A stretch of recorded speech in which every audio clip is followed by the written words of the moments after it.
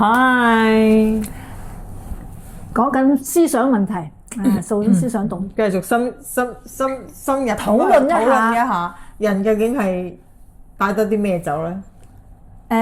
喺好多諾貝爾獎嗰啲得獎者都係猶太裔嘅，有冇聽過呢個民族啊？猶太裔，我第一份工咧個老闆係猶太人嚟嘅，係咪精明好多嘅？精明，猶太人其實佔咗即係世界嘅錢財啊、財富啊、掌控啊，其實都係喺即係大部分都係喺佢哋手上嘅。你見到係點解喺猶太人嚟講係咁喺社會上咁頂端呢？就係因為其實佢哋有佢個民族嗰個思想。你有冇聽過猶太人對教育好重視啊？佢哋係有出啲書係講猶太人點教仔女讀書嗰啲嘢。係啊，即係話點解佢哋咁出色嘅原因就係話佢哋好着重教育，佢哋好注重即係佢哋嗰個文化承傳、學識嘅傳播。咁喺呢一個原因嚟講咧，就係話我哋成日都講啦，你頭先都講身外物你帶唔走，但係如果你學咗喺你個腦裡面咧，你就係你終身都係你嘅，即係學到幾多就係你嘅啦嚇。咁你認唔認同呢樣嘢咧？我認同嘅，我咧成日都係可能我個原生家庭咧係比較缺乏安全感啊。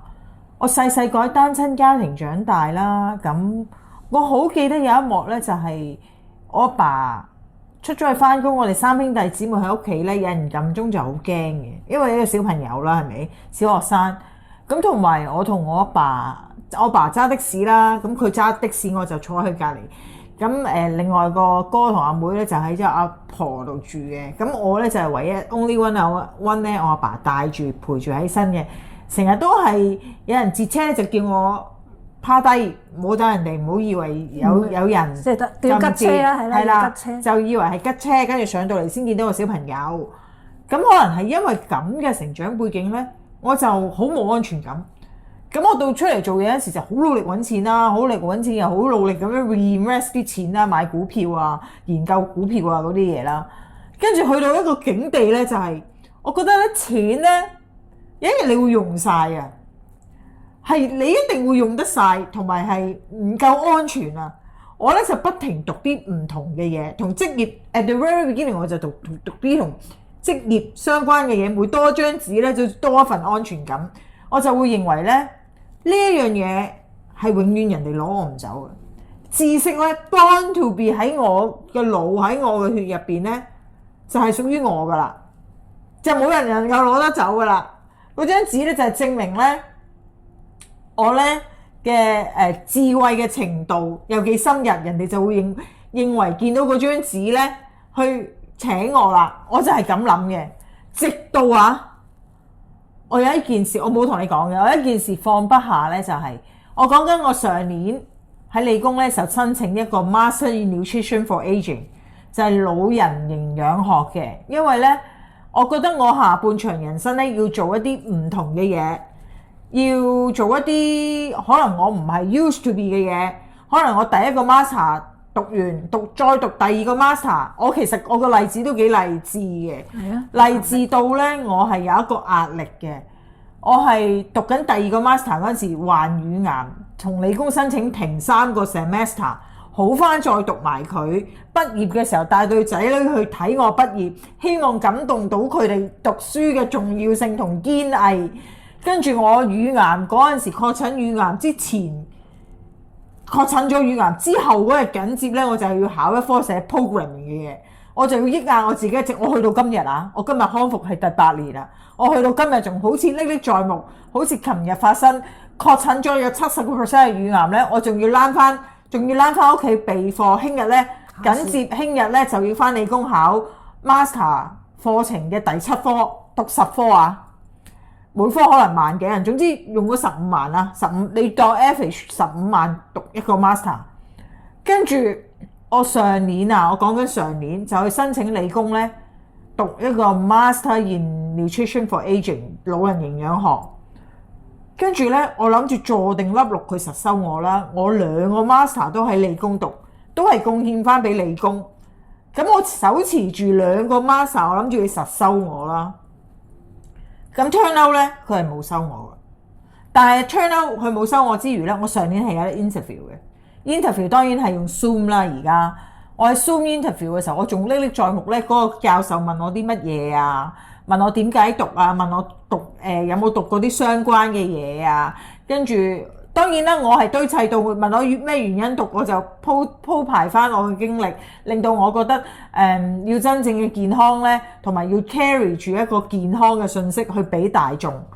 好啦，佢唔收我啦，我就個心戚然，我覺得唔緊要，我下年再嚟過。係啊，你講過你想再報。係咁，我而家 research 出咗，我下年再嚟過之餘咧，我就喺我 plan 我報多一次之前咧，我就喺 Hong Kong U Space 咧讀嗰張 nutrition，advanced nutrition 攞咗啦，咁我砌埋落去啦，跟住我又砌埋我讀功能醫學 coaching 喺美國度讀，俾咗7皮嘢度讀個 distant learning 喺美國開嘅，砌埋落去啦，又砌埋好多，我又問阿 Dr. Choi 幫我攞翻讀自然醫學嗰啲 certificate 砌埋落去啦。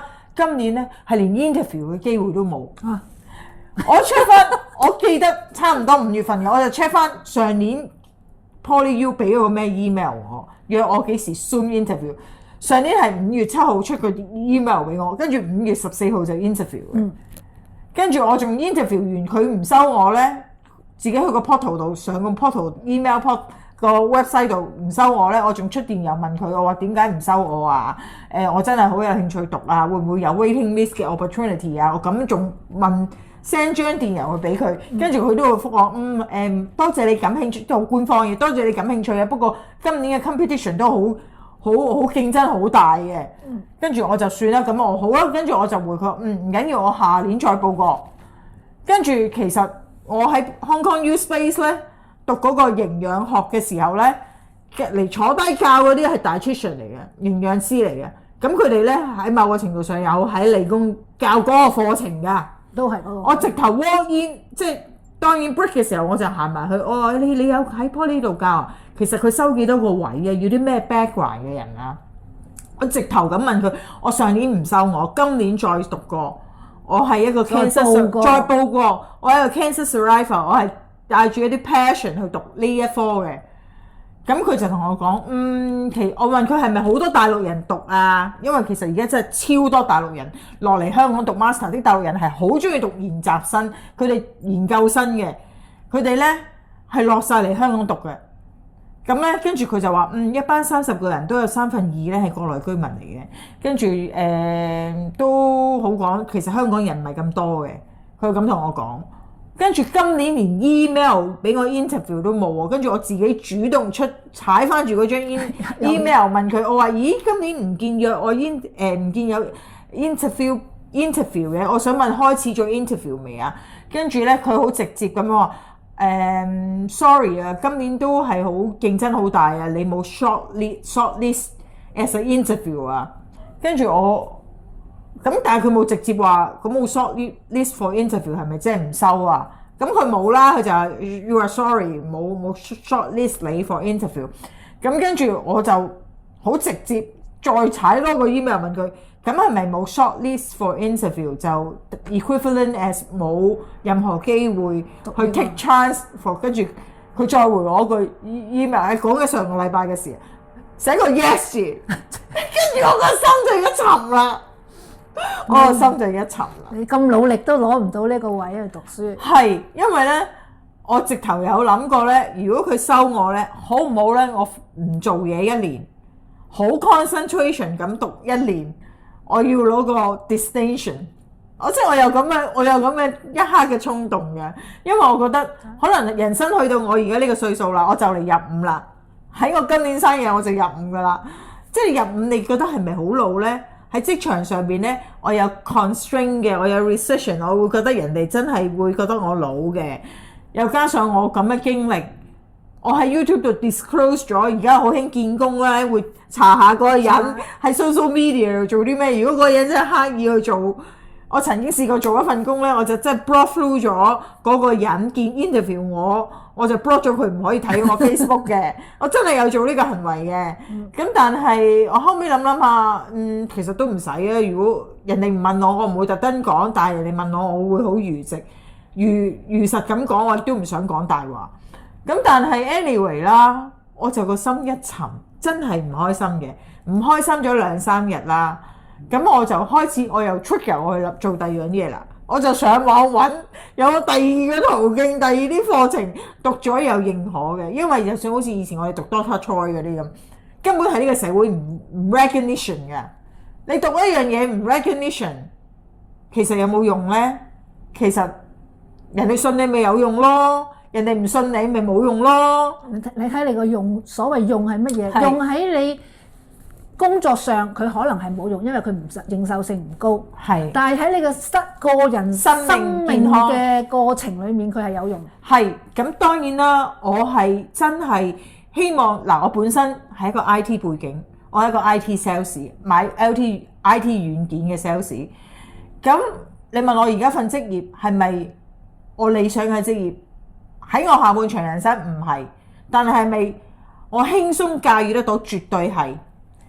絕對係，同埋我覺得係神有安排。我而家份工咧叫做好自由自在，得嚟又唔係太大壓力，又可以叫做有個 income salary， 唔會淨係個 band book 有勾冇煙啦，係咪先？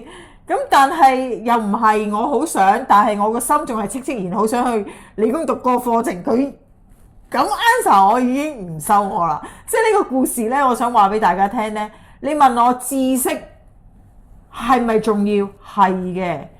喺我讀咗2個 master， 又或者我讀 undergraduate 讀 econ， 跟住中間 in between 我讀好多唔同嘅嘢，包括由我病完之後讀同一齊讀啲自然醫學嘅嘢，而又認識咗古老師，繼續堅持銀九引來拍呢條片，每個禮拜5都登一集，其實係辛苦嘅。你話你唔辛苦，因為你可以你嘅人生閱歷會令到你可能乜嘢你都可以講得到。但喺我嘅人生閱歷，或者喺我嗰方面嘅尋求追求，我可能真係想係尋求一啲專業啲嘅，可能我每次都希望自己 set 個目標 revision 一啲 topic， 係有啲知識範圍帶到落去大家嘅袋。咁可能你嘅 attitude 你就會覺得我係一個人生經歷嘅分享啫，我冇壓力嘅。如果我唔係拍住你呢，可能呢個頻道一早已經 close 咗。梗係你次次都要寫一本書呢，就真係好大件事，係好大壓力。咁但係我去做完呢一堆嘢 in between， 我呢亦都好想咧去揾一份工呢，係真係呢。我講緊係一個 health promotion， 傳揚一個健康嘅信息。你要健康唔係食西藥，你要尋求真正嘅健康呢，可以由唔使錢到真係要用到好貴都得嘅，係一個選擇啫嘛。係你有冇一個選擇同一個知識嘅途徑啫嘛。咁我話說我當好 free flow 啦，我就上個禮拜見咗一份工。嗰份工呢係同健康相關有關嘅嘢，而我呢亦都好有興趣。但係呢嗰份工我唔 disclose 佢個名啦。咁佢叫我去見佢嘅時候呢，我諗佢哋真係上 social media 睇咗我個 background 嘅。我又喺我個 resume， 我又講翻好多我同健康相關 certificate， 我 attach 埋落去。咁佢通常都叫自我介紹噶啦。咁我介紹我唔會突然間自我介紹我係 cancer survivor 噶嘛，係咪先？我只係講我對健康有一定嘅知識，亦都好有興趣 passion， 所以 keep 住 carry on 去讀好多唔同功能醫學啊、營養醫學相關嘅嘢啦。跟住佢突然間轉向，佢就話其實我都有喺 social media 度留意你我都知你係 cancer survivor 嚟嘅，你又可唔可以喺呢一方面講下呢？咁呢一方面我就講完嗰輪之後，我唔知佢請唔請我，但係總之佢就係話其實呢，你有冇試過用呢樣嘢去買 supplement 啊？你有冇試過用呢一樣嘢去 coaching 人哋啊？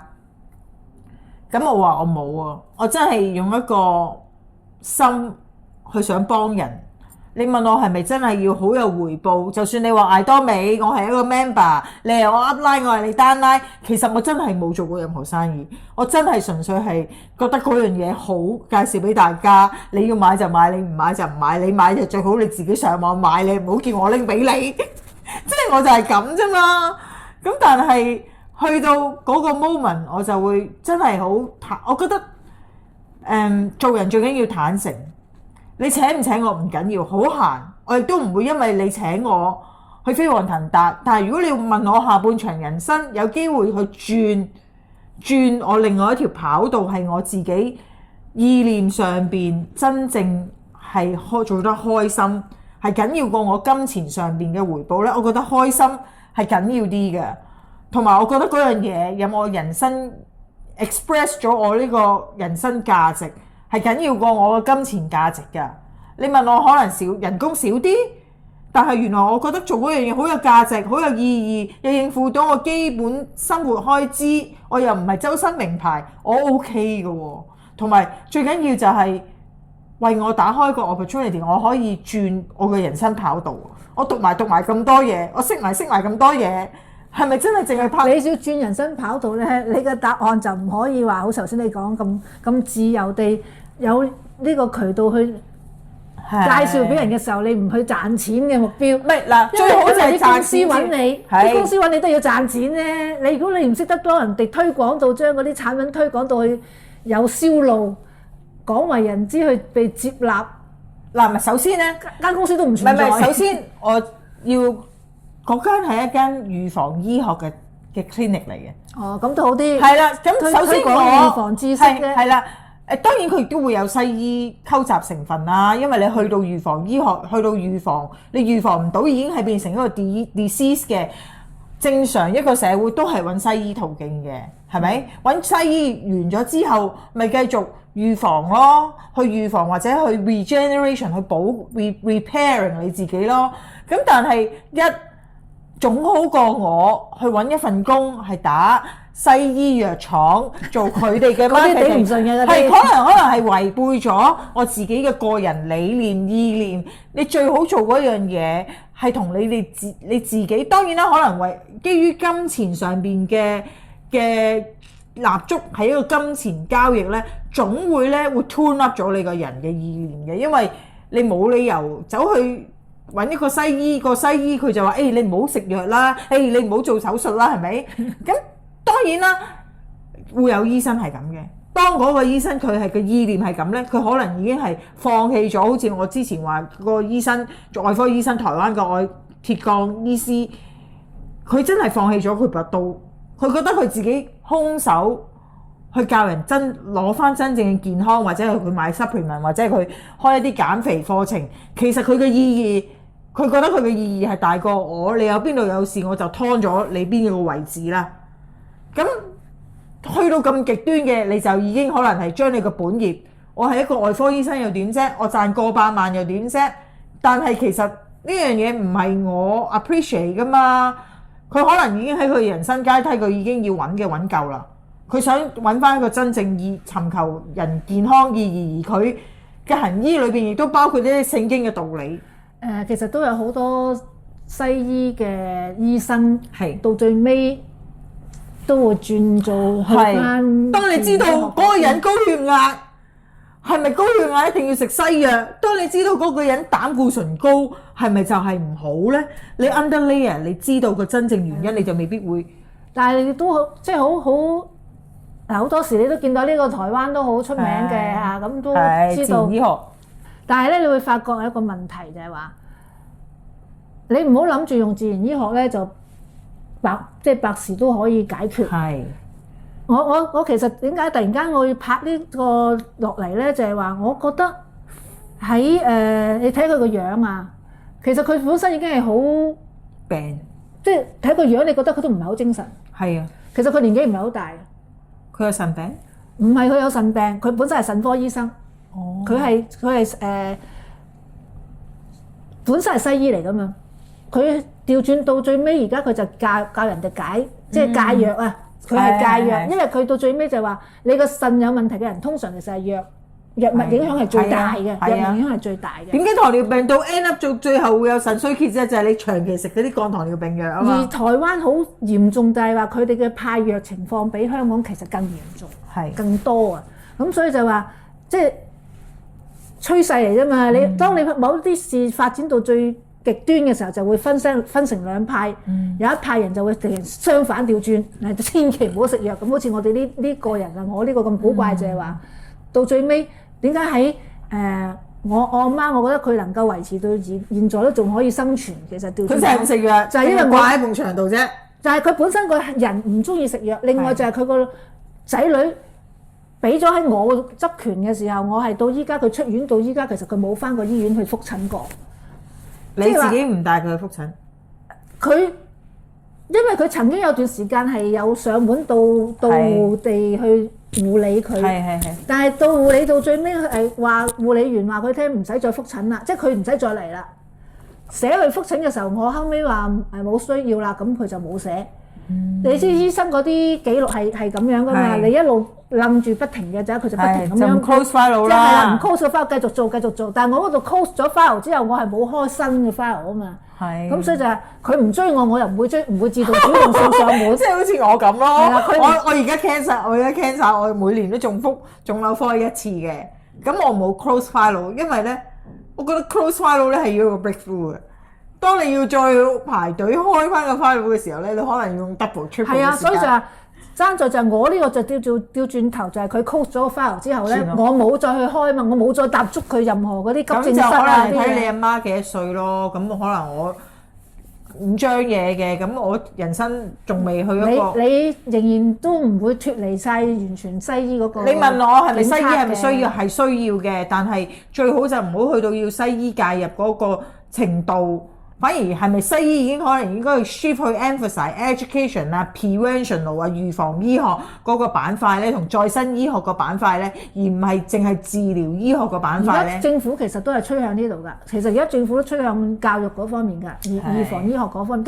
但係佢推廣時嗰個醫療嘅知識喺某程度上仲係落後，即係推廣預防醫學嗰方面嘅資訊啊，佢嗰個攞出嚟嗰個資訊係起碼俾人哋嗱，我俾個例子你，即係能夠先進遲5至10年。你明唔明啊？我俾個例子你，可能我之前喺 Hong Kong U 咧讀嗰個 Advanced Clinical Nutrition 咧，就唔係淨係讀營養學嘅，有一半咧係讀行為學嘅，行為健康學嘅，就講咧點樣將一個健康嘅意識咧去 education 大眾嘅。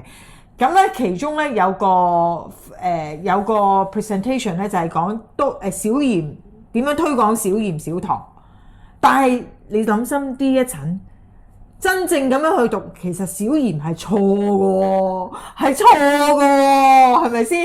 咁但係當然我要 fulfill 去做嗰份功課 exam， 我咪繼續講翻啲錯嘅嘢啦，小鹽小糖咯。但係人係根本需要鹽嘅，鹽根本係好重要嘅礦物元素。我唔好講人造嘅鹽，我真係講真正嘅鹽。你諗下，鹽喺古希臘係直頭係 celery 嚟嘅喎，你證明佢個地位有幾重要？咁所以好似你咁講，係推廣自然醫學係重要，係努力。不過你推廣自然醫學嗰個根基係咪基於一份啱嘅嘢呢？以前啱嘅嘢唔代表而家啱，而家啱嘅嘢唔代表，但係有啲真理係永遠都啱嘅。例如人係需要鹽嘅，只不過我講緊係咩鹽啫嘛。你雞精粉嗰啲鹽咪梗係唔 OK 啦，但係你講緊我純天然嘅礦物鹽，我講緊純天然嘅鹽，其實係好嘢嚟嘅喎。你又講緊可能我宣傳糖尿病要控制糖尿嘅。如果你嘅教育層面係控制糖尿，係講緊要定時食藥啊，要去到咩階段食咩藥啊，食咗藥就要點啊，要少食多餐啊，定係究竟要少食多餐係咪好呢？其實唔係好大件事，少食多餐係少食多餐好大件事，反而其實係應該你話我要斷糖，唔係人人做到，反而係 shift 過去。點樣食？用啲咩方法去食，令到咧糖嘅升糖指數咧個 spike 唔會升得咁高嘅？可能係原來你食麵包唔係一定係好有問題喎。麵包加大嚿牛油係啦，就得咯。加嚿牛油，我咁可能死亡組合啦，加嚿啊，可能麵包加啲醋，或者食飯加啲醋撈咗落去，又唔同咗噶咯喎，加啲olive oil 撈落去，咁其實係講緊個方法，你用啲咩方法令到你咧都係要食葡萄糖，不過你食咗葡萄糖咧，嗰個升糖咧唔會大上大落，係都仲係慢上慢落嘅，咁咪冇問題咯。究竟係咪少食多餐係好咧？所以咪就係話就係唔係咯你推廣緊嘅知識層面睇現在用緊嘅，就算醫院幫手推廣嘅，係仍然落後。咁所以你一跟點知落後5至10年啊？我客氣啲啦嘛，做人咁咧，咁結果就大鑊啦。佢推廣，佢越推廣得出嚟嘅結果就唔係學理想嘅，因為好似頭先話齋，你推廣要有一個預防，佢哋嘅預防係亦叫做越早知道越早治療。你明唔明啊？仍然好似頭先所講啦，越早知道就越早食藥，係啦越早知道咧就越早改變你嘅生活飲食習慣。所以咪就係個結果咪就係咪更衰咯。所以就係當你唔係行喺一個真理路線上，係但係仍然政府係推廣緊㗎嘛。所以當你睇緊咧，就成日我就有一個感覺就叫做好心做壞事。你政府係有個理念係想人哋注重健康，少啲病痛，唔使到病出現。但係你永遠就係某個程度上，你如果仲係個腦好單純，淨係覺得有病就係食藥，嗰個其實已經係單一咗。其實你永遠就係用翻食藥嘅反方向去尋求嗰樣嘢，反而係正確喎。咁點解有啲人係願意 breakthrough 唔做西醫嗰樣嘢，反而你個命更長呢？例如我 breakthrough 我糖尿病，我唔食控制糖尿病藥，我改過嚟，我係改變生活，我改變食嘅方法，又或者我曾經有諗過啊，而家係咪好興嗰啲升糖指數嗰啲吸落去嗰啲嘅，黐一塊成100幾200蚊一塊，大2個禮拜嘅。我曾經想過我想試下做個實驗喎，我帶住佢，我食啲乜嘢個升糖指數咧會高啲嘅，咁咧我就去 education。其實每個人都唔同㗎，每個人食乜嘢都唔同㗎。不過你願唔願意去做一個實驗，去揾出呢個真理啫嘛。每個人嘅真理可能都不一樣㗎。但係你問我少鹽少糖係咪真理？少糖可能係真理，但係少鹽係真理嘅話，我就點都聽唔入耳㗎啦。都話鹽又唔可以少啊！你問我低膽固醇係咪一定膽固醇高就係失血管？我話俾你聽，絕對唔係咯，失血管係第二啲原因咯。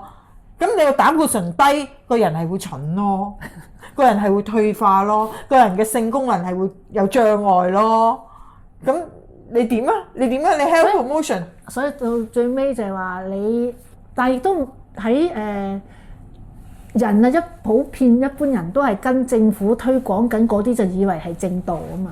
即係一般人，好似我哋而家講緊人哋某啲人睇我兩個都係覺得邪門嘅，都唔知你哋好似係啦，兩個都唔係正統嗰啲講法嘅。但係當你接觸同很願意 open mind 接受自然醫學或者功能性醫學嘅，你就會知道，咦，真理原來係咁喎。血壓高係咪我長期150度、160度我要好驚呢？根本我個人燥底，我一低嘅話我就係病。所以就係話，其實你亦都要睇就係話嗰個講呢啲嘢嘅人，佢自己本身嗰個樣貌、形態、心態係咩樣？所以就係佢仍然和順能夠過到呢個即係5年，過到平安過5年，而家到8年啦，係咪？即係癌症之後，我仲去勸翻嗰個人，我話：嘿，你唔使驚，血壓我長期保持150到160度嘅，我亦都唔需要食降血壓藥，我嘅正常嘅血壓度數係咁嘅。係啦，咁所以就係你喺我哋立場嚟講就係，如果你見到我哋用呢啲方法，結局係好嘅，所以我都好想我哋就話之前我咪話點解你想你講翻你用眼嘅治療有咩結局啊？啲咩嘅情況就話，我想係有一個以身作則，能唔能夠做得到成功？如果你能夠成功嘅，即係話有更多人可以用呢套方法去做。嗱，我曾經睇過本書啊。嗰啲老生常談咧，話咩？減肥咧就食少啲，做多啲點，跟住咧嗰個少少串嘴嘅鐵桿醫生咧就係話講嗰啲嘢永遠老生常談嘅嘢，連自己都做唔到就唔好講。係啦，所以我就話啦，好似你隻眼，你係連食嘢都食到都冇恒心，係咁你講咩咧？但係調轉講，我呢啲肯定好有恒心嘅，因為我呢個係死固固嘅人噶嘛。但係你結局睇我嘅結局啊嚇，係近時減咗100度。事實上係有改進咯，即係話事實上係，即雖然話係有成效，話咗俾你聽，只要你有恒心，你肯去做，你係一定有效果嘅。同埋就好多時以前所講嘅樣樣話，呢個係死亡咗嘅細胞唔可能復生嘅。我話俾你聽，其實真係有重生嘅功能喺裡面嘅。爭在就係你做幾多，得到幾多嘅重生嘅效果。就係人就係有個 priority 咯。你將唔將嗰樣嘢變做係你人生一個重要嘅優先次序？仲有你要信咯，你唔好淨係信西醫話。你都信夠了你啊！死咗就話冇得翻生嘅，我覺得原來唔係嘅，死咗都有得翻生轉頭嘅。爭在就係要時間。就好似我啲神經線割斷咗，你要重新翻，你1年之後生嗰4個 mm， 係啦，4 mm 啊，1 mm， 1 mm 一年係1 mm， 一年你諗下你諗下佢縮就縮得好快，一斷咗縮就唔見咗咁大截。你要生翻，你要用咗10年8年先至生翻，但係你肯唔肯做嗰10年8年？或者你願唔願意等候呢個時間嘅見證咧？好多人半路中途就跳咗船啦。跳咗船，但係你可能你喺嗰隻船都仍然係去緊一個正確嘅方向。不過好多人喺等候嘅過程忍唔住跳咗船啫嘛。包括我自己，我認嘅，我真係認嘅。包括我自己食 supplement， 其實我都係食下唔食下，同埋我好選擇性地食嘅，因為我個內在根本就好討厭吞嗰個動作。As long as 有個人出現咗，我讀過行為治療心理學咧。As long as 有個人行出嚟，令到拖大嗰個人咧，令到佢啲意識到嗰樣嘢係唔啱咧，佢先可以內心 intrinsic 真係改變到呢樣嘢咯。通常咧人咧就係唔死嗰刻咧都唔肯去改嘅，即係話好似即係食煙嗰啲人話永世話戒唔到煙。到最尾個醫生話俾你聽，你唔戒煙就死緊㗎啦。咁結果佢即刻就第二日就掉咗支煙，就係咁簡單嘅啫。爭在就係你嘅意識，你係咪打到最重拳，置諸死地而後生？我哋話呢個係我真係置諸死地而後生。某個程度上，好就咁啦。所以就話恆心去處理事情，俾時間佢達成一個結果係需要。唔係應該係你要容忍同忍受。你要達到嗰個目的咧，其實係要行一個漫長嘅道路嘅。你嘅容忍度同容量度咧，就決定你嘅健康嘅程度啦。我這個容量度同容忍度咧，可能去唔到去食嗰啲葉黃啊，係嗰啲蝦青素啊。30年嘅功力啊，我哋而家呢一個係真係有嘅。我哋能夠逆轉到比30年前好嘅原因就係我用咗呢30年都係用緊向緊一個正確方向去行嘅結局。我冇行呢30年，我唔會有30年前比30年前更好嘅身體機能。都係嘅。但係呢樣嘢有幾多個30年？你比10年嘅人都多，但係比30年嘅人就少啦。其實呢個好講性格。係啦。性格主宰你嘅命運，必定嘅呢個要有咁古怪嘅人先可以咁古怪。古老師，你係嘅，拜拜。